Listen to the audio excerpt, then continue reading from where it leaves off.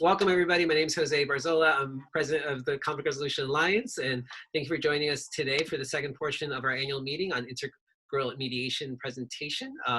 With us today, we have Dr. Brian Jarrett. Dr. Brian Jarrett is a professor and chair of the Department of Negotiation, Conflict Resolution, and Peacebuilding Program at California State University, Dominguez Hills. Dr. Jarrett is a lawyer and a professional mediator and arbitrator in both the United States and Canada. He also holds a Ph.D. in sociology. His interests include mediation, arbitration, dispute system design, known as DSD, restorative practices, and therapeutic jurisprudence, TJ, also known. In recent years, he has originated work in integral mediation, which promotes interdisciplinary practices in mediation. His practice ranges from work with local communities to international organizations. In both his written work and classroom teaching, Professor Jarrett works to bridge theory and practice in the field of dispute resolution. Dr. Jarrett's talk today will be about the societal aspects and how the the professions and guilds are shaped, and how mediation is subject to some of these forces as a field. We'll discuss the field theory of sociology by Pierre Bourdie. I probably messed up his last name. But without further ado, I want to turn it over to Dr. Jarrett. Very good. Thanks, Jose. And I just wanted to understand, I have about a half an hour. We could talk first part of this talk, about a half of it. I'll be talking, and then switch it over to dialogue, because I think it'd be better to have you have all the time till 5. Oh, great. Okay. So thank you, Jose. And I wanted to just say very quickly, the front end of this is I really want to just say a word of gratitude to the University of Hawaii, to the Matsunaga Peace Institute, and to my own. I did my Ph.D. at the University of Hawaii, and that is an excellent program. They're excellent, they're terrific people. That whole cast of individuals, and some of them are on here today, are amazing, and that the work that's been done there is terrific, and it's reverberating around the globe, because we do our cyber conference every year now. It goes around all the universities. And a lot of those ideas came out of Matsunaga. So let's support Matsunaga. I just wanted to let people know about it. And the University of Hawaii. It's a very good school. There are many good people, and it's a legacy to hang on to. So I wanted to say that front. Just in particular, I wanted to thank David Chandler, who was my chair, Kiyoshi Ikeda, Bill Wood, John Barkey, and Sun Kiche, which were on the committee where I did my PhD. So that's very important to me to say that. Also to thank Jose, Lisa, Tom DeGracia. I see some other people in here. I'm just too many people to say hello to and to thank for making these talks possible. Because we really do need to have these conversations, and it's really a good time for these conversations as well. So I wanted to say that up front. And anyways, and also just the Better Business Bureau, just a quick shout out as well. And Smoke, I see here, there's for the courts and so forth. It's just so terrific.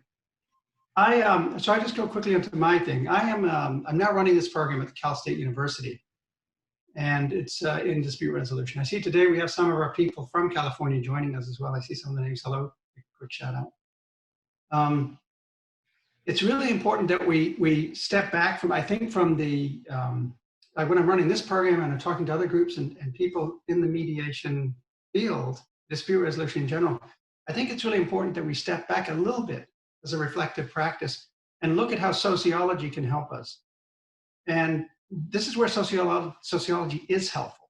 It's oftentimes people are babbling away, and what are they saying, but often here in this situation, sociology can help us. There's and there I pick on and I choose, and I kind of looked at the work of Pierre Bourdie, who died in about 2002. He's a field theorist sociologist. So he looks at social interactions as social fields, looks at guilds and professions and occupations as fields. And he's very technical about this. I mean, he's really careful about what he says happens in fields. What we're seeing happening in mediation as a field is following the same patterns that you would see in other fields. And so Pierre Bourdie and other field theorists have looked at these patterns over and over, and they see the same things. And so we're encountering the same logic and battles and arguments and debates back and forth that have already come in other fields, and that it's a patterned reality. And so what I want to do is just tell you a little bit about Pierre Bourdie, field theory, so you get a grounding in it, and then we can then talk about how that is affecting. We can analyze mediation through the lens of field theory. So, and again, when I go through the sociology, I'm going to give you some of the moving parts of this to understand what's going on. Look where it's applicable. I'm just going to give you the essence of the theory. So, so for Pierre Bourdie, the idea is that in any field, any interaction of human activity, right? So he defines a field as a semi-autonomous field of human activity where people are seeking profit of distinction. They're seeking to gain some money, cash, a leg up on somebody else. And that they're going to do in these interactive social domains, right? And so in every occupation or guild that's ever come about, the same interactions taking place. And we're in the relatively early stages in this emergent mediation field that other people have been in, in counseling, psychology, psychologists getting the Psychologist Act, and, through the states and provinces in Canada. All of that same process that they went through. But what we're seeing is that the unfolding of this activity in a field. So he defines the field as a semi-autonomous activity where you can kind of make decisions, but you have some relative connection to other fields, other interaction, institutions and so forth. But in there's some degree of freedom. So within those degrees of freedom in that field, people can then act. And so when they're able to act as agents in there with free will, you might say, when they can say, well, I'm going to go profit in that field, then they're going to automatically seek distinction. So they're going to seek a leg up, as I say, or distinction from others in that field. And it's why we use this and think about this is because it keeps us from getting judgmental about the whole thing. We're able to look at the whole thing through the sociological lens without getting drawn into the judgmentalness of who's right, who's wrong, who's pushing something, an agenda, who isn't. Everybody's involved in this, right? It's a human thing. So, okay. So, his point is that within any given field, the field itself will develop its own logic of practice, okay? But a logic of practice is influenced by various actors within a field and by neighboring fields. And what he's saying is that logic is not universal, that practices come up from the ground up. We pretend like they're, and for convenience, we think of them as universal practices, universal principles. But they're actually emerging from the field, the practice, from the ground in which they're occurring. And so here lies the difficulty. So I'll just give you two more moving parts of the theory. Also that there's a doxa, he calls it doxa, which a number of sociologists use. What they mean by that is kind of the orthodoxy, but orthodoxy that is pushed on people, masquerading as logic, masquerading as you should do this because this is the proper thing to do, because this is the logical thing to do. No, it's masquerading as orthodoxy to provide a profit of distinction from some particular actor in that field. Okay, that's how it works. That's how we all, us as human beings, work. So this is his thesis. This is his idea.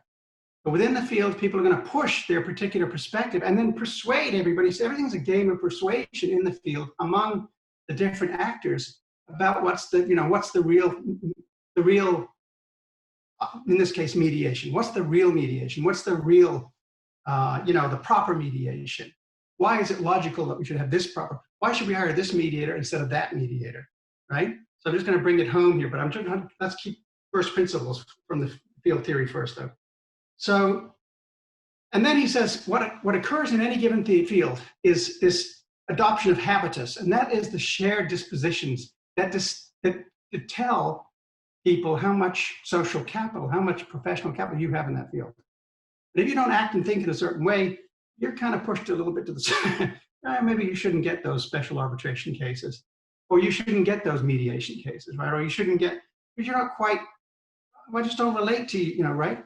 So this is the idea of habitus, the shared, not just habits, but habits that are shared and signal how much influence I'm going to have and potentially provide back as a profit of distinction for the others in this field. And so these are let's get real. This is what's really happening in any field. We don't have to be judgmental about it. This is true. I went to a Southern California Mediators Association conference. I was giving a talk there. Some of the people here maybe went there as well at the time. And it was almost 1,000 people in the room. Half of them were lawyers, half of them non-lawyers. And I started to get people to put their hands up, And said, how many people are actually in favor of having a more open or a more inclusive set of practices? And most people in the room, including the lawyers, were, right, in their espoused theory, were saying, yeah, we should have this. We should have a more open, we should have a more, a way to bring in all kinds of knowledge and practices that benefit everybody and benefit the field. But see, Bourdie tells us this: if we let this thing run as it is, it's not going to benefit everybody and the practices and the clients and be the best practices. What it will be is the best competitor in the field and their ideas, and how much social capital, professional capital, they can push as a profit of distinction within the field on others. And they're not doing it because they're nasty people. Maybe some of them are, but some of the generally people are not. There's only 3% or whatever, 10%, 5 psychopaths in the society. But most people are pushing along, trying to pay their mortgage, get through life, develop a practice, right? Make a living, maybe contribute something. Oh, we're all doing that, right? And so his point then is that we're caught in this almost unconscious game, and that we occasionally become conscious of it when we think, well, wait a second, why is it that your principle or ethic that you're espousing or point of view or practice should be the one that governs? Because aren't there alternatives that would be as equally valid? But see, here's where Bourdie says the logic of practice is going to emerge from a field. It's not going to be a consensus of discussion, debate, and dialectic, and we'll figure out the best thing. No, it's going to be those who have the best influence, the best ability to distinguish themselves in that field, why they should get the cases. They will run the practices, the habitus, and the logic of practice. Now, here's the thing that's happening, and has happened, I think, in mediation since about the 70s recently, right? And we acknowledge that there's mediation before that, in all kinds of contexts and so, but in the modern context about, 70s, the Carter, the Neighborhood Justice Center with Hawai'i, was one of the sites, by the way. What we see happening is there's been a kind of movement. We see that, first of all, the influence of who's going to have influence in capital, right? Of course, lawyers will have influence in capital because they're in the dispute resolution business. That they're in one way our society right now resolves disputes is through the adversarial process. So of course, yes, we have to, well, I can come along with my suit on, and I'm a lawyer too, and I come along. I say, hey, I can distinguish myself because I have legal training. I can distinguish my legal knowledge and my knowledge into case law and precedent, and I can now say, hire me, don't hire the other. And by the way, I'll do mediation that I recognize. And what I'm going to recognize, I'm going to adopt the logic of practice of what field? Oh, the adversarial field. I'm going to adopt the logic of practice that makes sense, and I'm going to tell everybody the doxa, orthodoxy, right?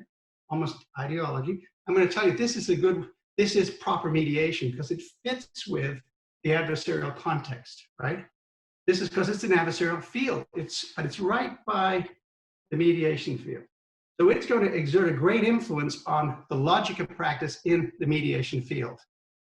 We know this from the sociological, when people research, they test this, this is what happens. Fields influence each other, and there are practices that come about as a result of this, people distinguishing themselves for profit in that field. So my point is that what we're seeing, and we have seen since about the 70s onward, mediation was, opening up, this idea that making it kind of almost a counter force to the legal system, adversarial system. But what's happened is, and I've noticed this, I practice law in Vancouver and so forth, I've noticed that it's actually become it's now becoming very influential in providing the logic of practice for mediation. And then what I think happened is we had almost a evaluative mediation approach, right? Then we had a counter kind of force, and that's why everybody was happy when Fisher and Urey and the team at Harvard wrote the book Getting to Yes. So the idea of, it created an industry in a sense, as a kind of a counter force, the interest-based approach. It acknowledged the adversarial process, but it kind of it said, look, you can go from legal positions to underlying interests, right? But they said that's acknowledging the adversarial legal position, adversarial context. So we do that in Getting to Yes. Then what happens is we get the push against that from the transformative, the humanistic approach, or the transformative, right, in the 80s, I guess, go onward. And they're pushing against now the interest-based, because they're feeling the pull from the legal system, the adversarial, that the interest-based people are wrestling with against to their credit, against the adversarial base, right, in the field. So, and then the latest, we see that the rise of narrative mediation among, particularly among, it's interesting because along a lot of the indigenous peoples, Hawaiian communities, in Alaska, Native communities, very interested in New Zealand and Australia, the narrative approach. And that pushes against the others. In fact, it also pushes against transformative, by the way, because you're following the debate, right? So I'm not having to explain all these terms, I hope. But basically, it's pushing against transformative. It's more directive toward language and narrative. It's not open, like,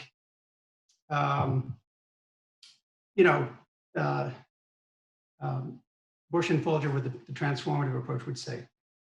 Because I've talked to them, I've talked to all the narrative. I've talked to all these and interviewed them all. Basically, the narrative approach is pushing again against the transformative. It's pushing against, they're all pushing against each other.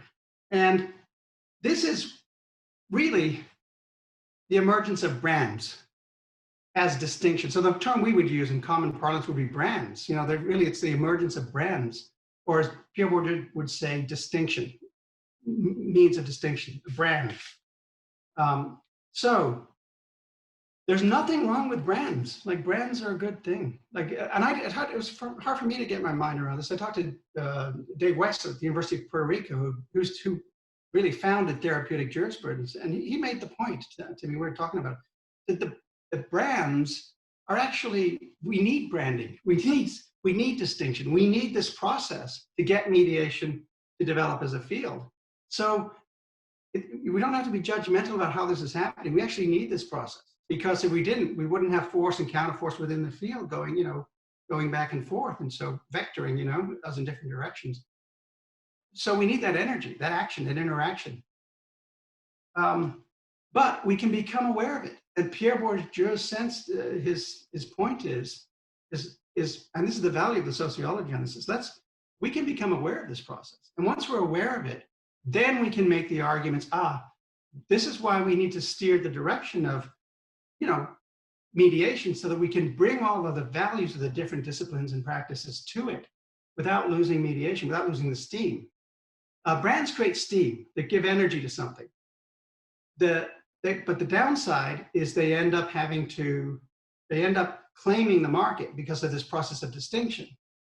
And so there's a good and a bad in all of this stuff.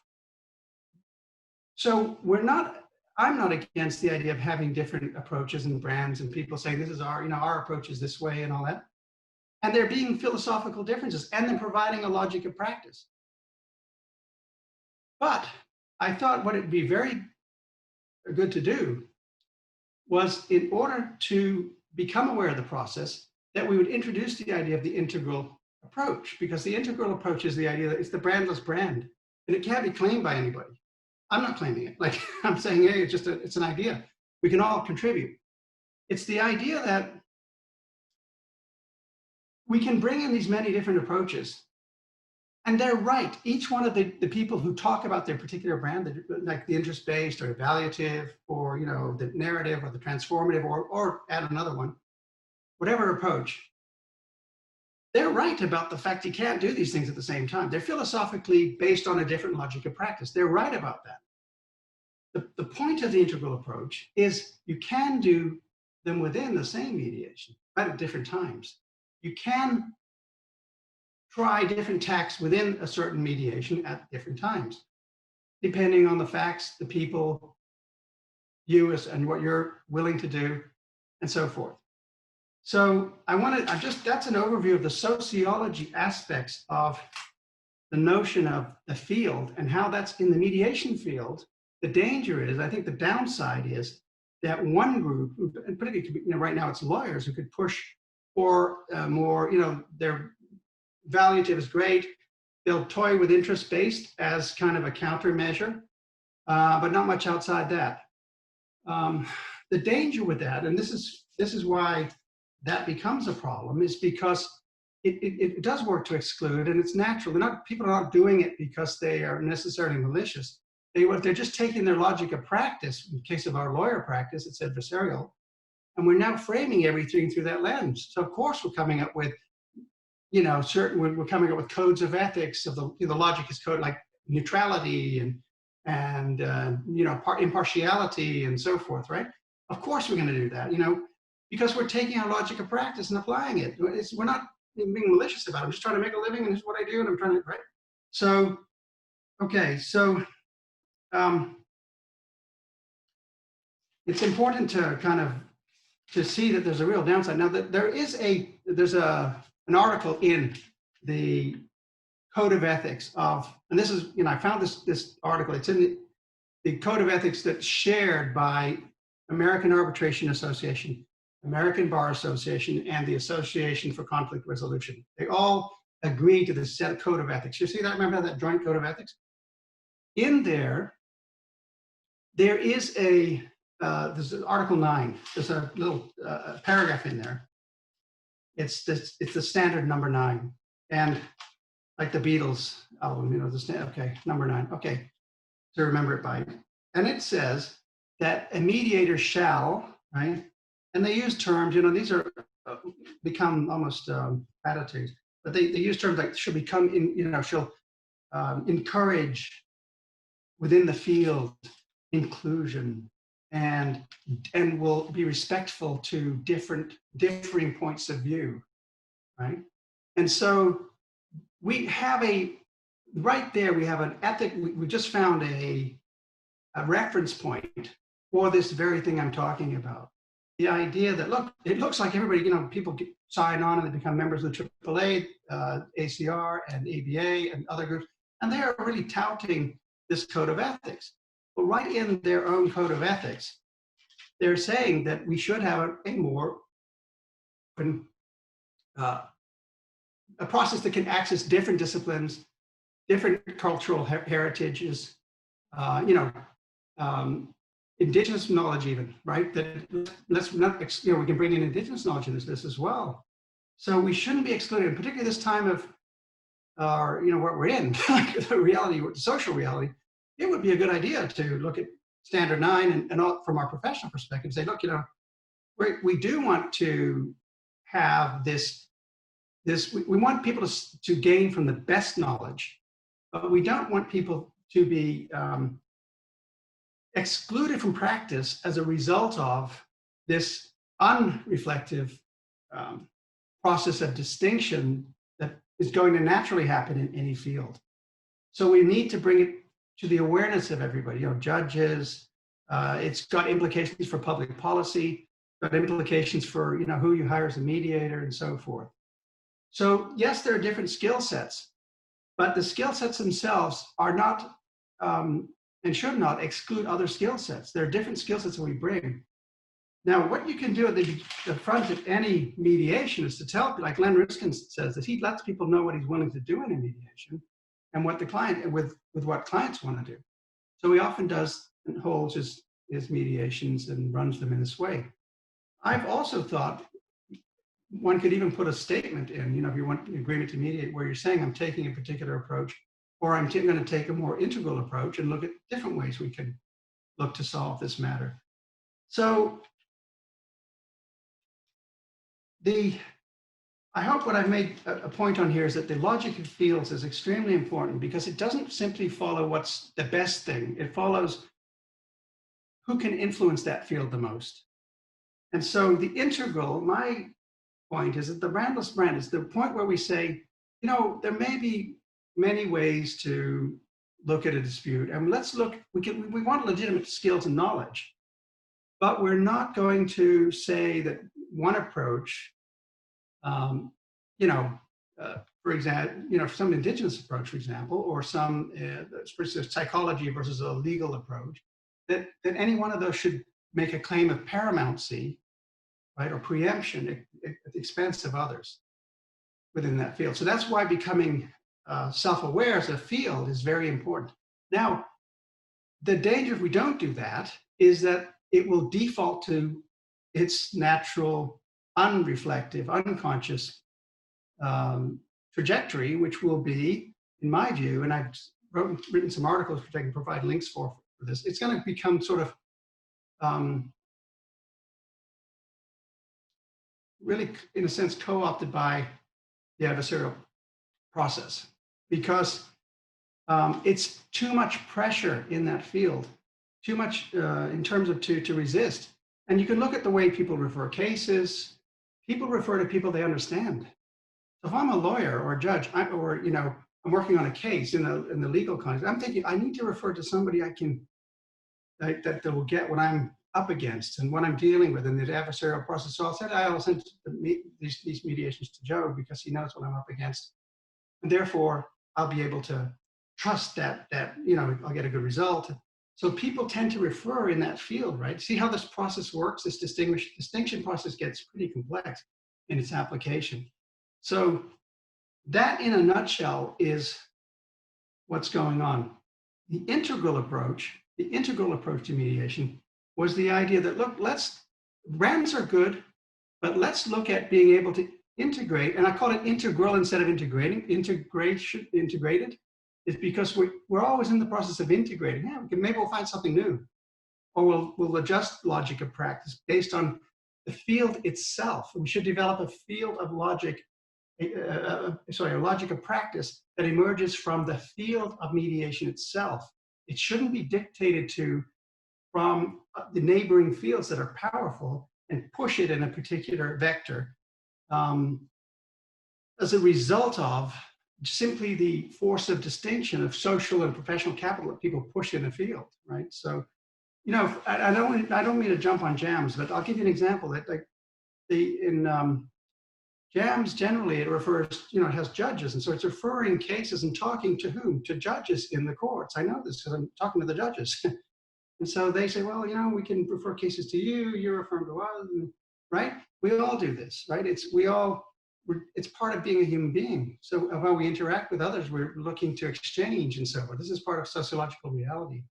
So my point is, and it's not to be critical, by the way, again, or judgmental of people, but it's to say that we're all caught in this, but we don't necessarily want to have a process that's simply a matter of orthodoxy or ideology. We want to practice a set of practices that emerge from the field itself based on the needs of the clients, of people involved in these cases. And that's where mediation is going to bring its best value to the field that we create. And we've got an opportunity to become aware of this and have discussions as we go, so we can then, all of us can then begin to steer this into a direction that really recognizes differing practices and ways of doing things. So that is, in a nutshell, my overview, and I'll open it up to the floor for discussion. And, I clarify any ideas here that I know I've gone fairly quickly through these. So I would like to open it up. Jose, if we can do that, to the floor. We just... Yes, most definitely. Let me just... we had some really good dialogue in the chat portion, but I'm letting everybody, if anyone wants to unmute themselves, you should be able to do that now. But yeah, we had some great comments. I'll let you read along, but if anyone has any specific questions, please feel free to unmute yourself. Yeah, and I see the spider. The spider is the old name for ACR, right? So spider was actually ACR is saying, yes, we want to expand the categories by that standard 9. It promulgated that standard along with AAA and the American Bar Association. So, and by the way, that's the American Bar Association, right? So that's the legal organization that has said, yeah, we want differing approaches. So one thing we can say is if lawyers say, well, we just want, evaluative mediators and so forth, that's not recognizing, the standard that you say is what you say is important, right? Or, do you see what I'm saying? Let's reflect on the logic. So I know that's a lot of information quickly, so yeah.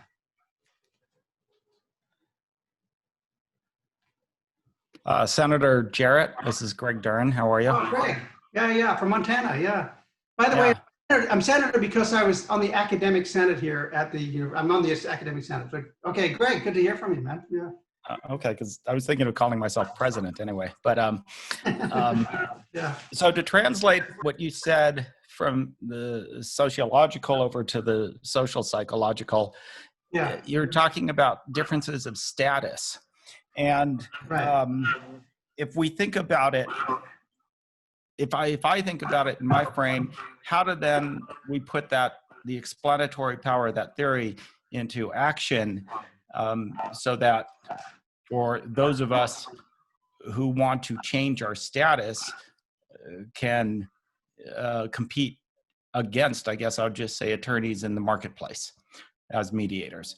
And if we think about it, if we think about the idealized cognitive models, those are the concepts that give meaning to concepts, but they also give sort of a momentum to a concept. For instance, if I think of a coin isn't only limited to its shape and size, but it translates into the role of money in a trading economy. So I always think of what you're saying as, a social identity-based mutual influence. So it's exactly that. Yeah, exactly that, Greg. The basic, it's the influence of people on each other within any, in this given field, right? We're in the mediation field. So what do we do practically in terms of what steps can we take and so forth? First of all, like recently we met with, I remember with presiding Judge Brazil and Judge Cunningham of the LA County Superior Courts. They are very interested in having a more open approach. Sorry, I got some sunscreen in my eye here. They're very concerned to have more open approach, and to having not just lawyers and so not just involved. And so that we've had those discussions. So and they and then when they talk to the judges, a number of the other judges are very interested in this as well. So it's not all or nothing, and it's not. I don't want to make the idea of it's us against them kind of. It's not that. It's sociological. Most people, like I was in that meeting where the lawyers put up, and we want to make it inclusive, right? But it's the turning of the wheels of practice that push people in or out of these positions to get hired. So in these jobs. So well, I think that's part of it, though. I think there is an us versus them, because unfortunately, I mean, again, as if I'm going to translate it in my area in social psychology, I'm going to say certainly there is an us them. But on the other hand, if I'm focused only on status, I'm not necessarily focused on creativity. Yeah. And creativity is sort of the engine behind everything I really want to do. Yeah. Well, I'm just trying to understand your points there, Greg. But basically, one thing we can do is use the logic of practice itself. So the idea of, if you're making the arguments to people, it would be that, look, this title, this standard number 9 here is the one where you're saying to have a more inclusive, integrated approach. And yet, for example, if this is the case in a particular courthouse, you're not having that approach. I want to draw this to your attention. So you can make this argument to people, as I've done recently to some judges, about why this is a good idea to have a more inclusive approach. So, and these things aren't going to happen overnight, right? It takes time to move in particular directions. It's like moving a super tanker. It's very slow, right, to do this. But, and I agree with you 1,000%. In translating it to my language, I would just go from status to creativity, and yours is status to the logic of practice. And absolutely, yes, yes, yes. Now it has implications for policy, though, and I think also that's getting to your point as well. Like, we have to really stand up for the policy on this stuff and say, look, and do it by arguments. You can do it by argument, like the neutrality. I think John Landy, for example, at Missouri has done this. Like, if you look at impartiality and neutrality and so forth, what do we actually mean by these terms that we adopt so quickly out of the legal logic of practice, right? And we take them up as a sort of a dox orthodox. You take them over to the mediation field, drop them down and say, all right, this is the ethic you should have. And say, well, hang on.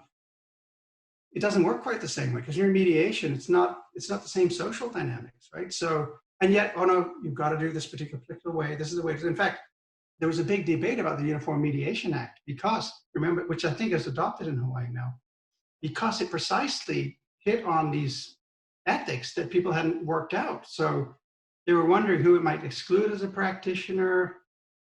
Is ho'oponopono excluded, for example? So it's out. You can't. So, I mean, how does it relate? Questions for everybody, right? So the point is that that we can address this in policy, and we can look at the actual ethics that are being adopted. Like this, where the rubber hits the road, you look at the ethics that are adopted. When you're talking about impartiality, in mediation, it may actually be beneficial to have some connection to the parties. You know, do you know how this works? Like, people have really questioned the idea of this, taking the idea of this sort of sterile concept, and without carefully adjusting it to the logic of practice that is required for mediators. So well, I think we can take it onto the policy level, which we are doing. You know, we say, look, this is important to have, to look closely at these ethics, because they will shape the field. And then if you have to, because if as a lawyer, I can say, I know impartiality, I know neutrality, you know, I know all the case law on this stuff. I can then make a claim of distinction. So it serves that function. No, that's all right. But on the other hand, right, maybe it's not the best ethic as an emerging from mediation that is doing particular things with the parties, where, like, if you were to truly try to be neutral, for example, somebody's just raised neutrality, we can even question that. I mean, neutrality, well, for example, who's issue neutral, right, on anything? The social psychology would tell us that doesn't exist, actually, right? Sociology tells us that basically absolute selflessness doesn't exist either, that we are all pushing and persuading from our perspective, and that's not a bad thing. But let's look at that's really happening. So we can have policy debates based on these realities of human beings, basically. And in this case, we have the debate based on, we look at the ethics codes and say, we really need to look carefully at what's in these ethics codes in order to say, look, is this really based on an emergent practice in the mediation field, or is it being pressured, not by intention, not consciously, but it is by intention, but it's not conscious necessarily. It's being pressured by logic of practice of neighboring fields. So, Brian, Tom DeGrazia here. hey, Tom, yeah, good to see you. Yeah. How you doing, buddy? Aloha, yeah, thank you. Yeah, good, man. Chamai. So, you know, I think once you strip away the sociological language that you've been using, I think what you're proposing is one of the prior speakers called it creativity. But what you're proposing is a radical makeover of the field, so to speak. For instance, you know, I've sat in Native American sweats in Alaska, in which the elders, who were certainly not impartial, because these were small villages and everybody perfect example, and were related, went through what we would call, to put a term on it, narrative mediation, with people who were in conflict. For instance, one field that I've focused on for many years is the divorce field here. And so you had these, what we would call mediators, but I think that's a worn out phrase. I think we need to move on to peacemakers, peace builders, a much more inclusive term. I, for years, have been out in the forest calling what I do appropriate dispute resolution, which sounds a lot like integral dispute resolution. Because we've used psychologists and we've used people from myriad fields to find an appropriate handcrafted forum for people to settle their conflicts. So I really want to thank you, and this was my hope. Oh, thank you, Tom. And the hope of, I think, our organization, that you would stir some really creative soul searching in the field. And at least for me, you've fired me up again. So thank you very much. Yeah, thanks, Tom. And that's the case of, because I work with some of the native peoples in Alaska, for example, Polly Hyslop and others. And Polly's always making the point you're saying too, that a lot of these ethics, they don't fit within the framework, but yet they want mediated processes. Unfortunately, for example, the Alaska state government, it has a very narrow view based often on the logic of the legal field. And so then it can't, they're not even able to set up they'd like programs to go ahead, but we can't agree. They they get locked in, not based on actually the dialectic in a sense, right? Not based on the logic of what would be the best practice. But instead they get locked in on claiming turf, paying the mortgage. We all do. We all have to pay our mortgage. We all have to, right? So we get locked into this process with each other. I think the only way out is to become self-reflective, though, right? All of us to become self-reflective of, including lawyers, because, so for example, if the legal system, if the adversarial system wins, we say it as a battle, and they win. The logic of practice, we got mediation. At the end of the day, lawyers or judges really benefited from mediation, or have they? And they may not do it even intentionally, right? This is the sad part. I mean, so it is intentional, but it's unconscious. Like, I'm just going to get another case. I'm going to get this. But the daily grind, it would put us in a place where if mediation did become co-opted into the logic of the adversarial frame, then what's mediation at the end of the day? Okay, that's just, it's kind of like the court of equity historically. Remember the court of equity and the court of common law where it's separated?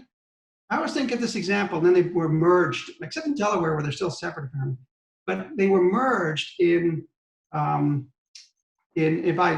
statute, right? But there was two separate courts. So equity was this it arose as a flexible alternative against the common law courts, which became kind of rigidified and so forth with precedent. So they said, well, let's have courts of chancery that will come in and provide a flexible alternative against the common law courts, where you go in and you didn't have to plead exactly the way the judge, and when it got down to procedural pleading, you'd lose your case if you didn't plead a certain way. It was all formalistic and precedential. It got so bad that court of equity arose, but eventually they got merged, and we now have a combo of those systems. But I wonder if we're going to go the way of the court of equity, right? Could mediation go the way of a flexible, let's try this flexible alternative, and bang, because it is the field pressures are so powerful, if we're unconscious to them, we just get sucked right into them. It's like a planet going by and the gravitational pull, whoa, there we go. So that, I think if we become aware and at policy level, talking to judges, talking to lawyers, and as I say, I think a lot of lawyers realize it's kind of, the zero-sum game is not necessarily good. It doesn't have a good endpoint, because what you gain is back in the adversarial soup, which, by the way, is not, it works for what it does, but it can be a real blunt instrument, right? That's kind of the point, like Vandal Williams about the criminal law, it's a blunt instrument. It works, but it's a blunt. So we can do better. It's a policy argument that we could have had a V8, that the commercial, we could have had a V8, right? We could actually have something more. And I think that the point is the judges and lawyers do realize too, that they also lose if we just go unconscious and let it get sucked in. Well, I don't want to dominate this, but as a lawyer, a collaborative lawyer, all of that. Yeah. titles. The problem with, one of the big problems with mediation is that because it's been so legal centric, so adversarial centric, Yeah. those of us, and I've been guilty of this myself, who had the legal training first and then became, and then for a variety of reasons became mediators, we've priced out the public in general, because we have taken in the same fees that we have been charging as lawyers. And now you have judges retired and you have people charging $500, $750 an hour. Okay, Yeah. and then you have two lawyers coming in, representing the parties, add on another. I mean, it's crazy. And Right. if we're really serious about creating a more peaceful world, a world where we deal with conflicts in a more rational way, we Right. lawyers have to step back. We Right. have to step back and get out of the way, okay, and allow this to develop. I had a case recently in which I immediately realized that I needed a co-mediator woman on the case and someone, Tricia, with a financial background. Okay, but the most important thing was to have a woman on the case because of the dynamic of the situation, and where based on my experience and my instincts, where I said where this case is going to go, which is nowhere unless we get the appropriate people there. And we have to make an attempt to have the clients, the participants, frame the process rather than coming in with one process fits all. And That's right. Up. That's right. And that's the point about the integral too, is that we're making the mistake that was made in social science, you know, about generally too, about they're trying to get one snapshot picture of reality when people are too complex to fix them in a frame, right? Remember, we've made this mistake before. We don't need to, we can become self-aware now, right, about this stuff. You know, and that's the point of social science, is the point of looking at field theory, because it makes us self-aware to this stuff. Other comments or questions? I want to make sure, I know the stuff on the, I haven't been able to read a lot on the board because I got sunscreen, unfortunately, but, oh, really, the civilizer distinction still, Ben. Oh, thank you for that. Yeah, it's interesting. Wow. You know, one thing I was going to add that supports what both of you are saying is that when Ron Oski came and visited with us and spoke with us in February, he mentioned that more than 50% of clients are not going to lawyers in the family realm. And in some states, it's as high as 70%. So basically, by making the field not accessible to people, they're just going directly and doing it themselves. Wow. So that can bridge that gap. But the other thing is, I don't, because I have a business background, I don't really know how you replicate what's going on with family in commercial litigation and disputes. That seems like a harder, as a non-lawyer, it seems like a harder road to make. You know, I was thinking about, Len Riskin was talking about how that's related to this. He said, you know, for example, people say they practice a particular approach. There's an espoused theory, and then there's actually what they do. And he was saying with commercial, like you take a business case or whatever, it's all about facts and figures. And then you start, instead of saying, well, I think this, like an evaluation, like an evaluative mediator, you put it in the form of a question. It starts becoming pretty quickly facilitative. And like, have you ever thought that, you know, if we do, what would happen is, and how would, you know, and suddenly you're into the relational stuff through questions, even in these more kind of evaluative cases that you see sometimes in the business world and all that. So it's trickier. Like there's an espoused theory that people have, but what they do is not necessarily. Also take, Bruce Barnes was talking about this. Shout out to Bruce. I hope he's doing okay. And Bruce was saying that in the post office, you know, like they take that Lisa Bingham's, what she's been working on in the her new name. Anyway, that people, you know, they say, well, we'll do the transformative approach, and apparently you're supposed to sign off and say, you know, I'll do the transformative approach, but people do many different things, even there in the post office, the redress program, you know, they end up doing all kinds of things. Is it just transformative? I know that's one thing they do, but isn't it actually more integral, more integrated, more changing and in the moment, and then we might do tomorrow maybe different than today? Isn't there some other aspects? And are we making a mistake trying to see the brand as a way to market something, but is it actually what people do? And so from field theory, I think probably not. I think they probably do many things because the logic of practice is not really clear at this point for us all, right? So that's our job, is to build the logic of practice. Ben, you wanted to chime in. Yeah, I was around back in the dark ages when transformative first started up, and it was a lot of folks from Academy of Family Mediators and the community mediation centers.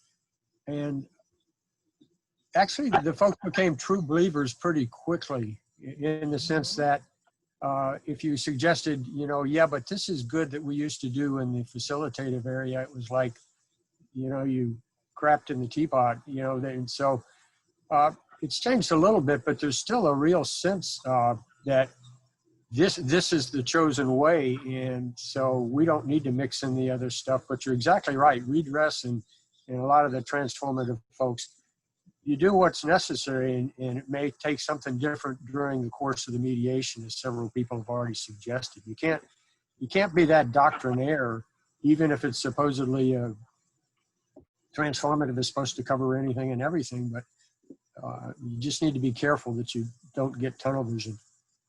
Right, and that's the point of an integral approach, is the idea of saying, look, we don't want to get tunnel vision approach. We need to make ourselves expressly aware that it's so easy to become captured by tunnel vision, by ideology, by orthodoxy, doxa, as Pierre Bourdie says.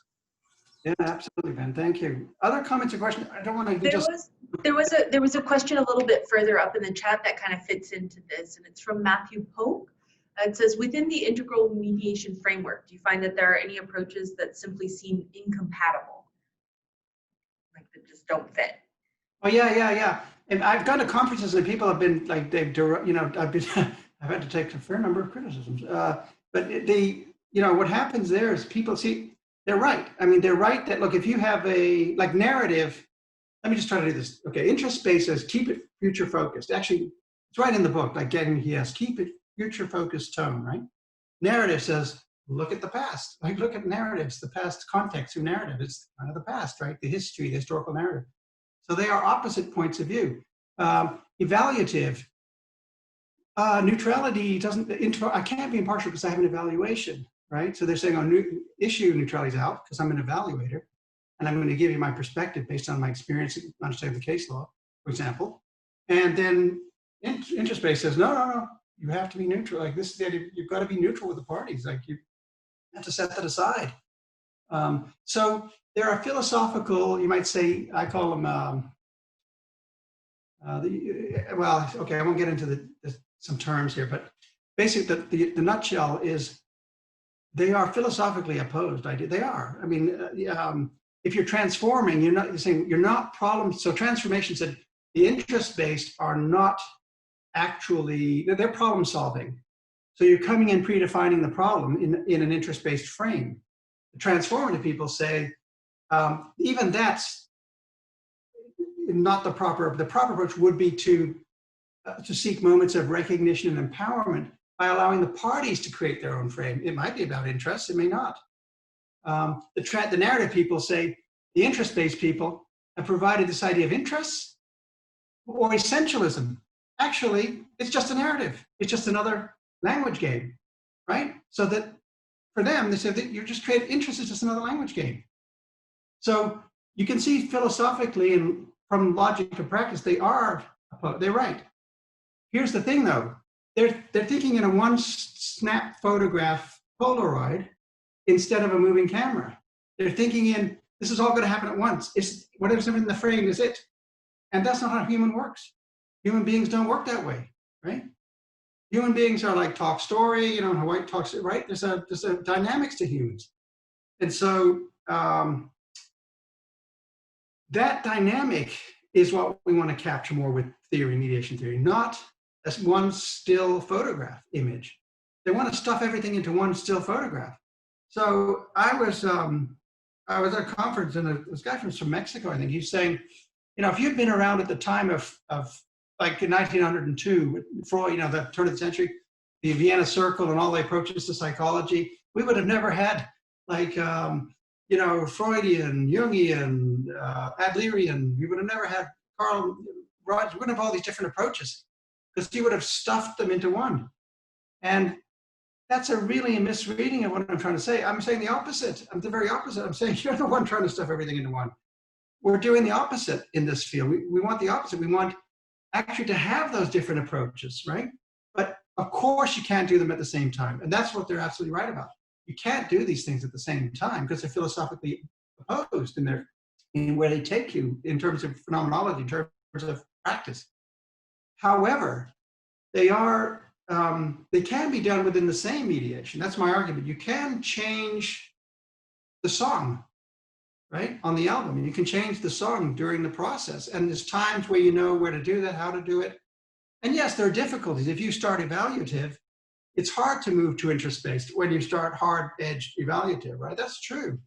However, as I say, Len Riskin was saying, back to that point, Trish, is that with Len, he was saying, if you look at evaluative mediators, they actually end up very facilitative, but they do it through questions. The really skilled ones, they say, well, have you thought if you go to court, the case law says this, what's your feeling about that? See, they switch it into, they know the case law, but they don't lead with it.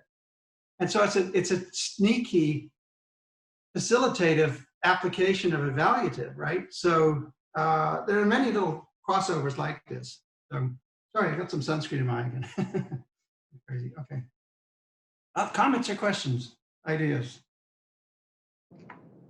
There was another in the chat about helping to secure the conflict resolution field, maybe not secure, but keep it from that influence of that adversarial, other adversarial fields through training that's keeping up with this and also accreditation. That's right. What are your thoughts on that? Oh, I entirely agree. And that, by the way, the field theory talks about that. The training is one of the sites, professional training is one of the sites where you steer the field. So not just policy, codes of ethics, legislation, statutes, but also you're steering it in the training. And there's training centers at universities. That's our role. I see that as our response. Our kuleana right here at the university. Our kuleana is to be aware that we have responsibility to train and open the training up. And so, and we're going to USC, the law school, our grads go over there and teach. And they're teaching in the law school what we're saying about opening up the field. And same with Pepperdine. We have Marco Turk teaches over at Pepperdine, same idea, like bringing in narrative. So we're doing that from our end, absolutely right. And trainers in the private sector need also to do this as well. And so if we're doing private training, we need to say, look, interest-based is very useful. It is. Like a lot of these approaches, they are extremely useful. That's why they're emergent, right? A narrative, transformative, evaluative, they're useful. However, they're not the only thing. And how can we start to integrate a few of these other things into the practice and have at the end of the day, that's what we're looking at. How can we open a little space to start looking at some of these other practices? So training is a key site for that. I couldn't agree more. Other comments or questions? See, there's like a lot in the chat, and I'm unfortunately just reading now. Most of these are very good comments, yeah. And I mean, all of them. So I would like to make a little comment on the transformative mediation as practiced by the post office. I did most of my mediation in the workplace, and the transformative mediation, as I understand it, with working with post office mediators, was almost disempowering both the employees and management. They took over in a way that did not, they became to me, it was too intrusive, where the employee, deferred to the transformative and the management deferred to it. And I just think that makes a lousy workplace to deal with. There's my dog scolding me in the background, so I must be talking too much. Yeah, okay. Robert, I just want to see if I got that. I do want to make a quick comment about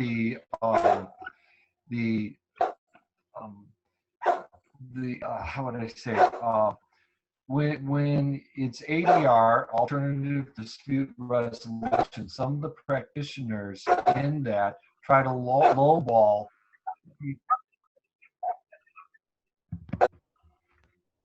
Robert, I'm having trouble with the transmission, unfortunately. I don't know, are other people also having trouble with it? I'm not getting a lot of the, it's like lacuna, like there's like, what are you saying, Hawaiian?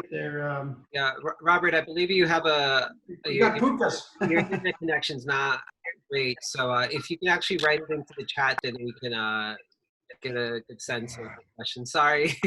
No, that's the many hunes. The many hunes are in the system. See, they're playing with us here. Okay, so Richard, what I try to understand you saying, I think, is one of the things was that sometimes you impose a certain approach, like transformative might go too intrusive into people's life, all aspects of people's lives. And that's a good example where you don't want to go. So that's integral, right? The idea, okay, I'm recognizing that maybe in this case, the people don't want to go into that further aspect of the, the emotional levels and moral levels of a dispute, with aspects, dimensions at which they could, but maybe these parties are not, it's not right for that, and they don't want to do that. And okay, I'm going to recognize that that's the case. So I think that's making the point, isn't it, in the sense that, again, we don't want to go where the parties don't want to go. It should be client supportive, right? And at the end of the day, the clients are really, we're looking to help those clients. Then you can look at the danger of the evaluative approach. It becomes like McDonald's, like in small claims, or if anybody's applying evaluative, the downside can be quickly that it's, you're grinding people through, you're giving them an evaluation and get the hell out. And so a lot of the child protection mediation, I think one of the criticisms that people have raised is that just became kind of, they became almost a bit abusive because they really pushing people, come on, right? They can be, I'm not saying they are, but all, but the danger in that one field is the same. You're pushing people into kind of things that, come on, just get up with it, get wise, suck it up, right? And you're not then, maybe that's where the transformative would be useful, or narrative, on the other, or interest-based. And then on the other side, what you're saying is the transformative in the post office, when people just do transformative, then they've taken away their ability to actually maybe provide an evaluation, or provide, that could be useful, or look more at problem solving in that particular case, interest-based approach, et cetera, et cetera. It's kind of like the mixed martial arts. We really are looking from an MMA. If everybody has a martial arts background, I do. I really like martial arts and all this. And if you, or you can think of, forms of dance and so forth that mix things, not necessarily have to be violent, but something where we want kind of the thing that works, right? We don't want to just have, oh, there you go. Okay, Bruce Lee's just speaking to us. Be like water. Remember his idea, be like water? This is the idea, isn't it, really? Be like water. Like, okay, let's adapt based on the client's interaction, what we're willing to do, and so what's happening in that case. So this is going to develop, it's going to take a practice of logic, and we're 30 years before this is going to be worked out. We're still at just the very beginning phases. All fields or guilds go through this process. And so I'm just hoping that the way we go through it will be that it would be one where the best ideas lead, and not the most distinct based on power ideas lead. That's what I'm concerned about.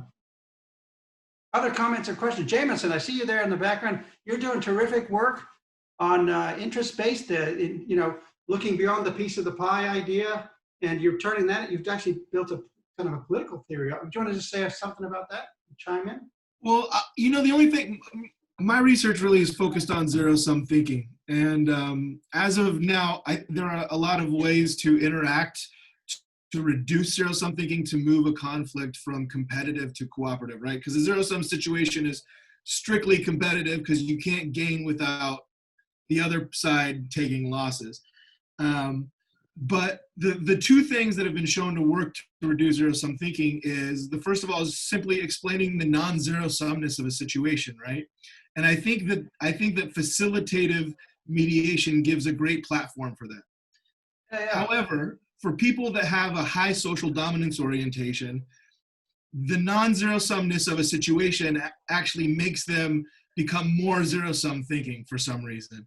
And so what's been shown to work for people with a high social dominance orientation is creating a narrative that points out that parties have more in common, right? So trying to tie roots together. And so I think that offers an opportunity for narrative mediation approach. And so since my philosophy, my theory of conflict is that everything goes around this like evolved social psychological aspect of zero-sum thinking, I think this integral mediation is really important because it explores a lot of different avenues to reduce zero-sum thinking that comes from different places and acts different ways. So that's just my observation. I think that's great. Yeah, that's great, James. And that's at the political level, right? That we need to integrate and think of policy. This does have policy implications, political implications. And I was concerned that the UMA, the Uniform Mediation Act, was adopted very quickly. I know the people meant well. I was out of Missouri. I know the people, they're great. We all know who they are, right? They're good people. But again, were they being unconscious about these, oh, we need to establish our ground, our turf while we can. And that do you want that result? Careful for what you ask for, right? What you're going to get, right? So other comments, I think we're close to time. Any comments or questions? Yeah, we are close to time, so I don't know if anyone has any last minute comments or questions. I do. Okay, go right Just throwing it out to the group, having such a great resource as Brian around.